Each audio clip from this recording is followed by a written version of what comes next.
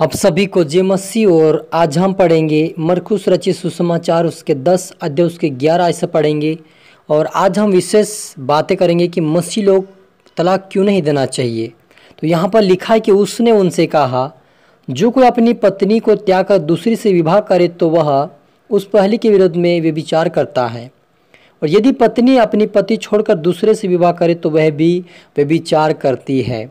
Hallelujah. हम प्रार्थना करें। धन्यवाद मेरे ईश्वर राजा, प्यारे पिता परमेश्वर खुदा, मेरे यीशु मसीह, आज के वचन आज के कलाम से मेरे पिता हम हर एक से बातचीत कर मेरे किताब प्रभु जी।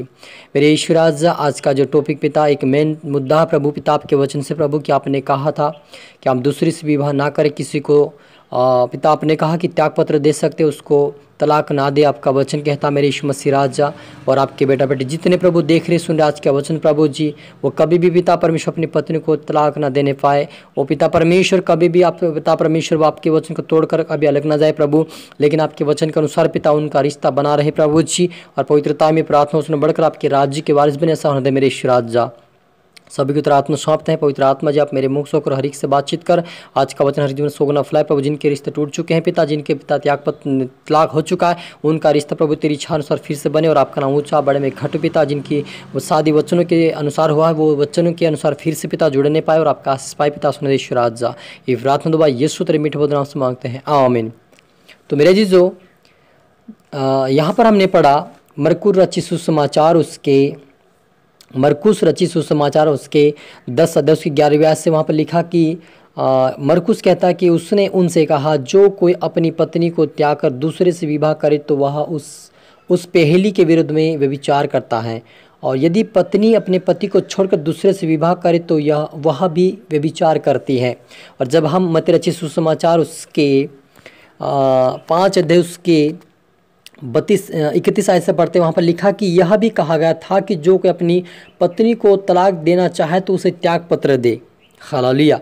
मेरे आज ये मुद्दा जो है शादी के बारे में, बहुत सारे लोगों का रिश्ता टूट चुका है। बहुत सारे लोगों ने त्याग पत्र तो नहीं, लेकिन उनको तलाक दे चुके हैं।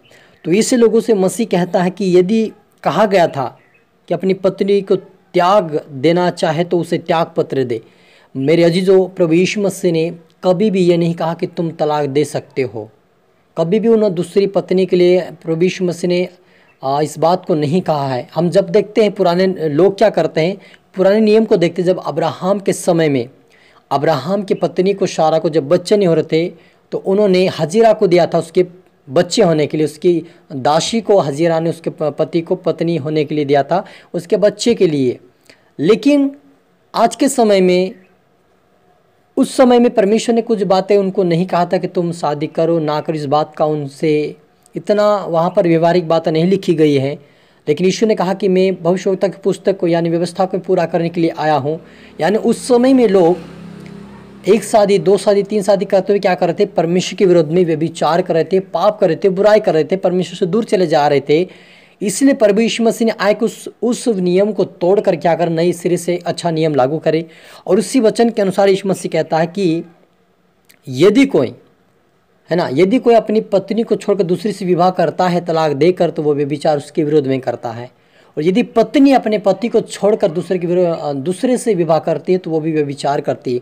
तो मेरे अजीजों, आप और मैं मसीह लोग हैं, और आप और मुझे ये करना उचित नहीं है। यदि हम प्रभु के वचनों में बंधन बांध दिया है तो यीशु मसीह कहता है कि जिसको परमेश्वर ने जोड़ाया है मनुष्य अलग ना कर। यदि कोई मनुष्य आपको अलग कर रहा है तो उसका अपराध उस मनुष्य तोड़ने वाले के ऊपर होगा, जिन्होंने उनको फुसलाया, बहलाया और उनको गलत रीति से उनका जोड़ा तोड़ा होगा, उन लोगों के ऊपर वो श्राप आएगा।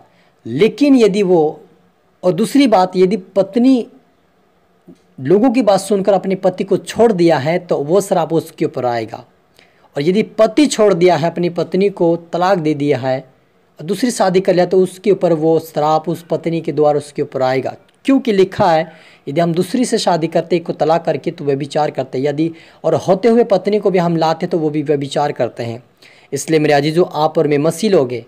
यदि हम मसीह लोग हैं तो हमें सोच समझ कर शादी करें, सोच समझ कर फैसला लें, और सोच समझ कर उससे आप त्याग पत्र दे सकते हैं। आप उसको कुछ समय के लिए त्यागपत्र आप दे सकते हैं, लेकिन आप उसे तलाक नहीं दे सकते। प्रभु यीशु मसीह का वचन स्पष्टता से कहता है। और यदि आप जानबूझकर आप तलाक दे रहे हैं तो इसका परिणाम आप जान सकते हैं, उसका बदला परमेश्वर आपसे जरूर लेगा। आप कभी भी आशीष नहीं हो सकते, क्योंकि आपने पहले पति के विरुद्ध में पाप कर रहे हैं, व्यभिचार कर रहे हैं। क्योंकि यीशु ने साफ कहा था, डबल से पढ़ेंगे मत्ती रचित सुसमाचार 5 के 31 आयत से, यह भी कहा गया था कि जो कोई अपनी पत्नी को तलाक देना चाहे तो उसे त्यागपत्र दे सकता है। परंतु मैं तुमसे यह कहता हूँ कि जो कोई अपनी पत्नी को व्यभिचार के सिवा किसी और कारण से तलाक दे तो वह उससे व्यभिचार करवाता है।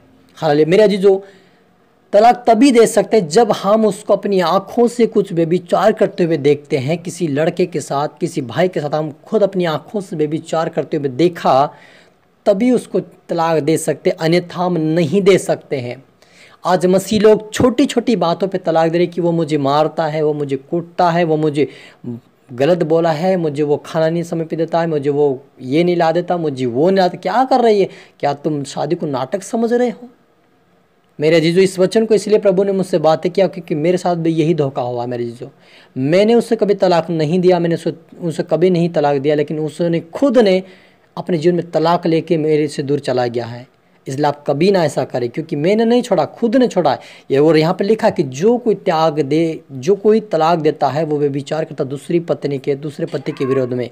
तो आप कभी भी शादी को ऐसा कुछ साधारण बात ना समझिए। परमेश्वर की ओर से जोड़ा हुआ है, परमेश्वर ने जोड़ा है, हमें बनाया है। तो आप उससे ध्यान रखते हुए उस कुछ समस्या, कुछ प्रॉब्लम आ रही है आपकी शादी के बीच में, तो उसको आप प्रार्थना करें ताकि उसके आपके जीवन से वो समस्या दूर हो जाए और आप दोनों एक तन और एक मन होकर प्रभु में बढ़ें। और ये प्रार्थना आप निवेदन करें ताकि परमेश्वर के राज्य का वारिस बने। क्योंकि हाँ, यदि हम छोटी छोटी बातों पे इससे त्यागपत्र, यदि तलाक देंगे तो इसका परिणाम हो सकता है आपको, व्यभिचार करने वाले लोगों को परमेश्वर ने कहा कि तुम बाहर रहो, तुम नरक में रहो। ये वचन उसका कहता है कि तुम नरक में रहो। क्योंकि यीशु मसीह ने कहा मत्ती रचित सुसमाचार 7 अध्याय के अंदर वह कहता है कि हे प्रभु करने वाले कोई भी मेरे राज्य प्रवेश नहीं करेगा। वो कहेगा कि वो कहेंगे कि मुझे भविष्यवाणी किया, मैंने प्रार्थना की, मैंने दुआ किया, लेकिन यीशु मसीह कहा कि तुमने मेरी आज्ञा को नहीं माना, तुम कुकर्म करने वालों मेरे से दूर चले जाओ। यीशु मसीह साफ साफ कह देगा। इसलिए यदि आप स्वर्ग राज्य पाना है, स्वर्ग प्रवेश करना है, तो आप कभी भी तलाक ना दे, कभी भी प्रभु के विरुद्ध में पाप ना करें, और आप प्रार्थना करें ताकि आपका सही सलामत रिश्ता बने और आप सही सलामत रहे। आप प्रार्थना करें, हम प्रार्थना करें। धन्यवाद मेरे पिता परमेश्वर खुदा, मेरे ईश्वर, जितना आपके बेटा बेटी देख रहे सुन प्रभु के वचन से पिता, मैं हर एक के लिए प्रार्थना करता हूँ। मैं यीशु के नाम से इनके जो तलाक हो चुके पिता, इन तक तलाक प्रभु जो फालतू कारणों से इनका तलाक हुआ पिता, इनका फिर से रिश्ता बने पिता परमेश्वर। और यदि कोई जानबूझ कर तलाक दिया पिता, उससे भी माफ़ करो, वे फिर से उसके घर आए पिता, उसको माफ़ी मांगे, क्षमा मांगे और फिर इनका रिश्ता बने प्रभु जी। और इनका रिश्ता फिर से बनाए पिता, इनको फिर से आप जोड़े मेरे पिता, फिर से इनकी शादी अच्छी से हो पिता परमेश्वर, फिर से एक रिश्ता अच्छा सा प्रभु यीशु मसीह के नाम से, ताकि आपके राज्य के वारिस बने पिता। और हर एक को बचा और पाप और बुराई से बचा, हर एक का तलाक होने से बचा प्रभु। शैतान की योजना को मैं यीशु में रद्द करता प्रभु। इनके रिश्ता पिता, रिश्तों में पिता दरार डालने वाला शुद्ध आत्मा को मैं यीशु में रद्द करता प्रभु जी। इनके जीवन प्रभु तेरे ब्लेसिंग, तेरे आशय पिता, ये मेल मिलाप के साथ आगे बढ़ने पाए। प्रार्थना वचन बढ़कर आपके राज्य की वारिस बने सोनते मेरे ईश्वर राजा। सभी तरह आत्मा सौंपते प्रार्थना आशीष के धन्यवाद मेरे ईश्वर राजा। ये प्रार्थना दुआ यीशु तेरे मीठे मधुर नाम से मांगते हैं, आमीन। आप सभी को गॉड ब्लेस यू ऑल। इस वीडियो से प्रभु आपसे बातें किया होगा, आप इसको लाइक कर, शेयर कर, सब्सक्राइब करके प्रभु आपको दुगनी आशीष दे। आप सभी को मेरी तरफ से फिर से गॉड ब्लेस यू ऑल।